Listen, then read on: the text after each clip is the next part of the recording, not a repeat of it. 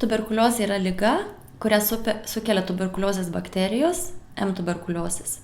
Bakterijos plinta, kai maži skysčio lašeliai patenka į aplinką aktyvią plaučių tuberkuliozės formą sergančiam žmogui kosint, čiaudint, kalbant, juokiantis. Siekiant išsiaiškinti, ar nėra aktyvios tuberkuliozės formos, reikia atlikti keletą tyrimų.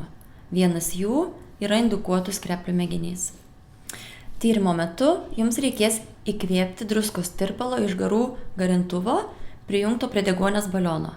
Gerai sudirgins kvėpavimo takus ir jums bus lengviau iš plaučių atkosėti skreplius. Apžiokite kandiklį ir tvirtai suspauskite jį lūpomis. Normaliai kvėpuokite, įkvėpdami ir iškvėpdami per burną. Tarpais porą kartų giliai įkvėpkite.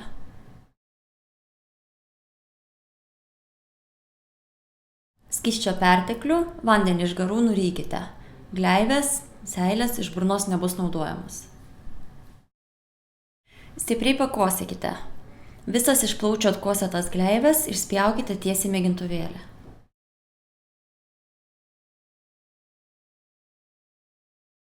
Šią procedūrą turite pakartoti kelis kartus.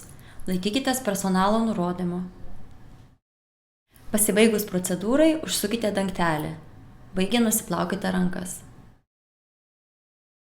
Mėginių rezultatai bus po 6-8 savaičių.